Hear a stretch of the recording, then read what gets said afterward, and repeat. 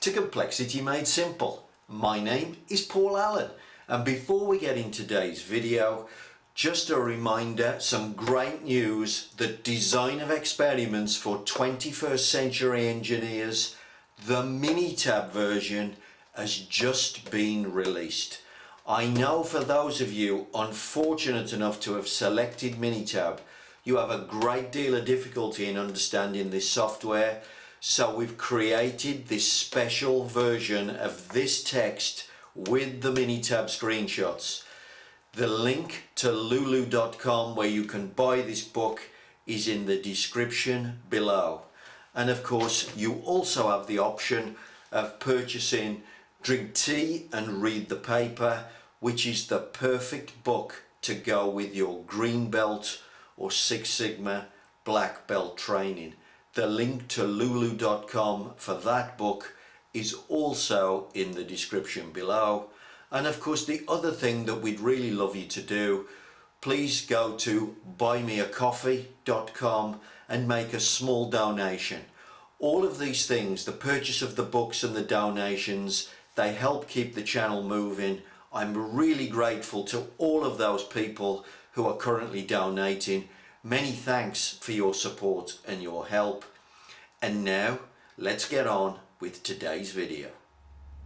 Welcome to Complexity Made Simple. My name is Paul Allen, and the subject of today's video newsletter, well, we're going to go back and take another look at the Minitab software. And this time, so we're going to do a Minitab tutorial. So it's Minitab software, and we're going to cover something that I covered just a few days ago when I was talking about my other software, DOE Pro, and we are going to talk about analyzing a multi-response DOE. So we're going to take a look how Minitab deals with this. This is not my software of choice, so it wasn't something I was familiar with, but I thought I'd go away, find out how Minitab deals with this, and then I would just make a video showing you. So depending on which software you use, do you use DOE Pro, do you use Minitab? There are other pieces of software. I can't test every one, but I do have access to the Minitab software, so I've gone and found out for you. So I'm going to show you not just how I do the multiple response, but actually how I set Minitab up, because Minitab has a very traditional way of doing design of experiments, which I don't always find very helpful. So I'm going to show you some little tips and tricks as I set up the DOE pattern, and then I'm just going to show you how it hits two targets for you. So I'm not going to do too much regression or anything like that. We're just going to go in and I'm just going to show you two targets, and I'm just going to show you how the computer creates a regression analysis for the two outputs, and then how the computer will hit the two targets for you. So let's go and take a look at the Minitab software. So first of all, you can see me here, look, just setting up a straight 2 to the 4 is what I'm going to do. I'm going to do a 2 to the 4 full factorial. So I'm going to create factorial design, and up comes the window. One of the things I've got to do, of course, is drop the little menu down now. Look and select 4 factors, because I'm doing a 2 to the 4 2-level full factorial. Then I've got to go into the designs, turn the full factorial on, because it doesn't default to that, it always defaults to a fractional. And then we're going to do the number of replicates or center points. Now I'm going to leave that at 1, very important that I leave it at 1. And the number of center points I'm going to leave at 0. And then I'm going to click OK to that. So the very fact that I asked for the number of replicates was important. Here's the little window, look, for saying what the levels are and what the variables are. I'm not going to use that. And then I've clicked in here into the options, and I've turned off randomized runs. So that was very important as well. And then I've clicked OK to that, and there's the pattern set up for you. So just two important things about that. one of the things I did was the number of replicates. So this was important. As you saw me do this, I left the number of replicates at 1 and I unticked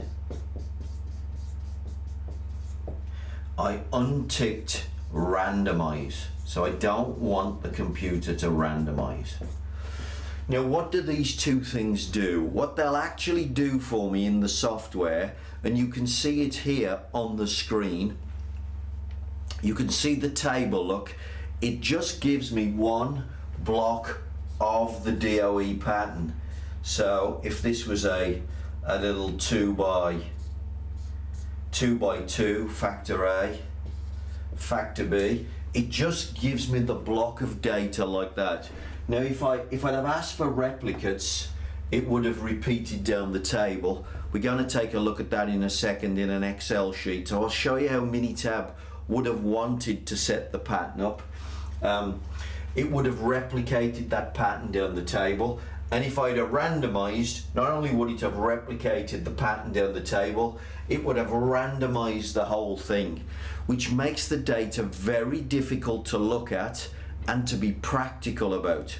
So let's carry on and we'll have a look at the rest of the data going into Minitab. So I've just set the data up, I've set the pattern up. Now what of course we're going to do is we're going to put the data into that table, and the data can go anywhere. So because Minitab, because of the way it works, I can literally paste the data anywhere in the table, and you're going to see me do that and then just set up columns that the software can analyze. So let's go back to Minitab.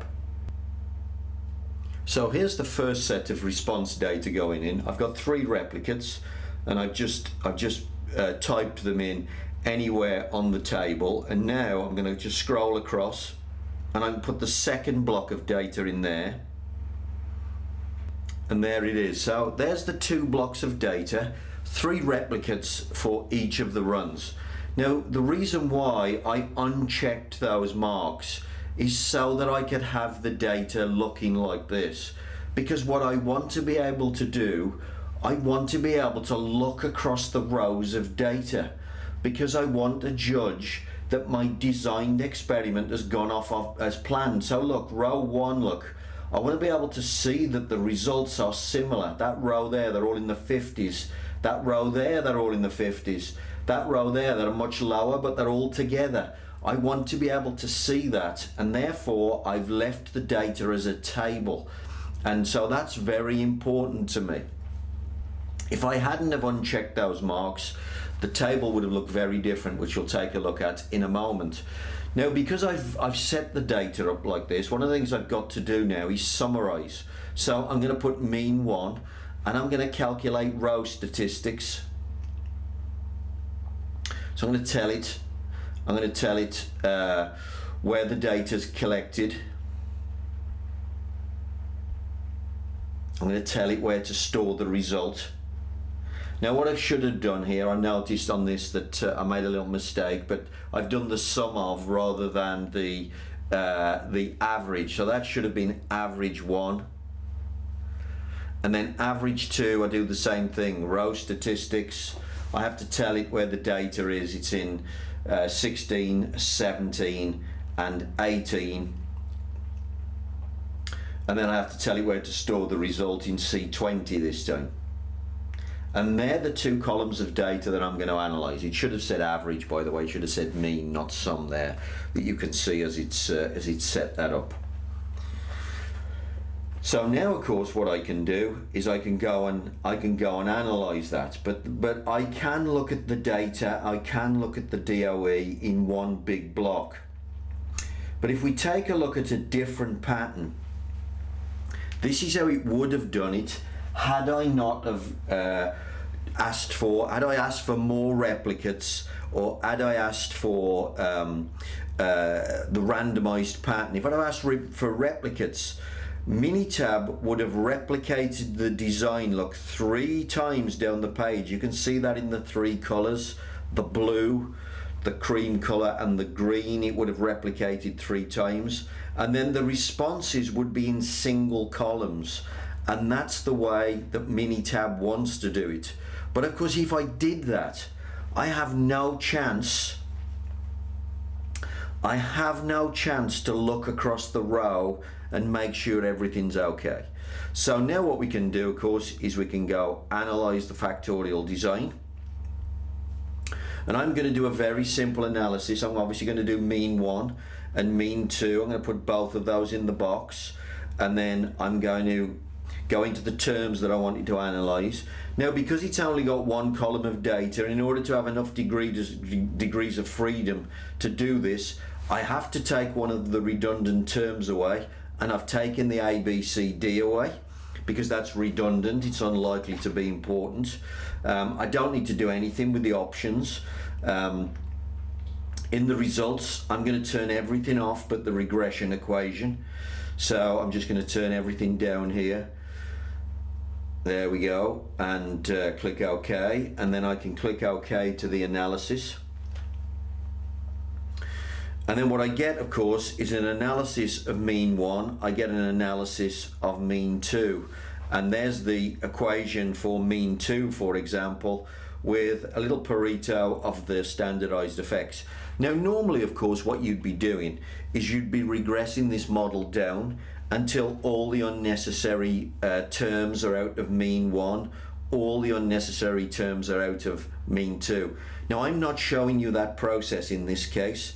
What I'm just showing you is how the computer will happily now take 2 targets off you, and you can make these equations home in on those 2 targets. So you're going to see me do that in a moment now. So here we go. Look, DOE, back to Factorial, and down to Response Optimiser. So now I can choose not to switch this on, but I'm going to ask it to hit a target for mean 2. I'm going to ask it to hit a target for mean 1.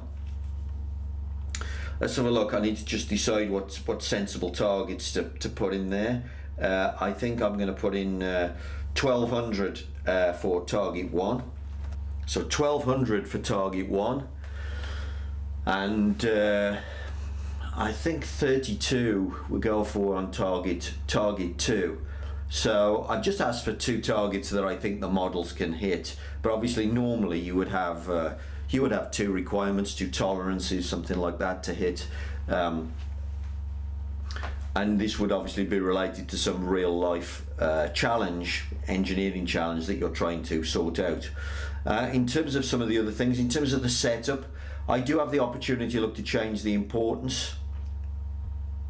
I can do that, so I can change the importance in the setup or the weight. So I can, if it can't hit both targets, I can make it choose one over the other, which is quite important sometimes, especially when you've got multiple targets to hit. I didn't change that in this case. In terms of the options, well, I can constrain the variables. So if there was a cheap zone on the variables, I could hold it as a value, constrain a region, etc. But again, not going to change any of that, but there's options there to make the computer work in a certain region.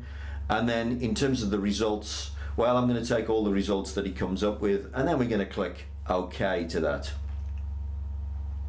And now it comes back, look, with some optimized values.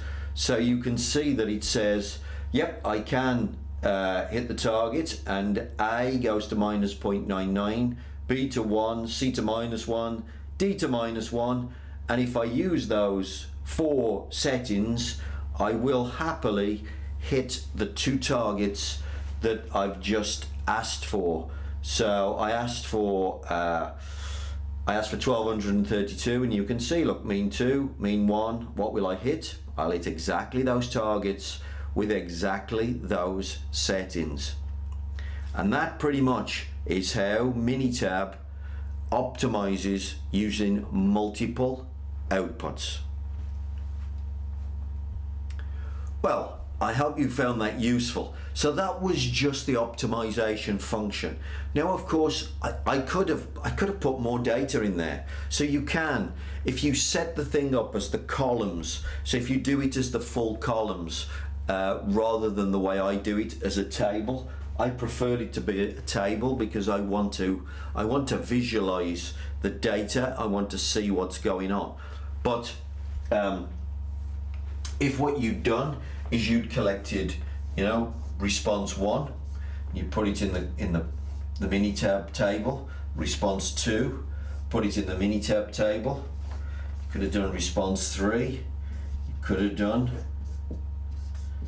response 4, so not a problem. Obviously, when you go in and you do the regression, you've got to tell it that there's 4 columns of data to analyze, but it will happily create 4 models for you. And then when you go into the optimizer, it will show you those 4 models and it'll say, do you want to optimize them or not?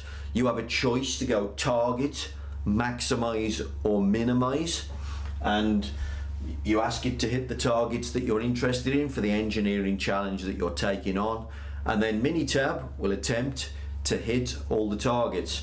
As I said, in one of those windows as well, you do get the option to restrict the design space. So one of the things that you can do, if you have one of your variables, let's say variable A was pressure and the design space was 100, 200, and 200 is a very expensive place to be. Of course, one of the options that you had there was to constrain the region. So what you could have done was said, well,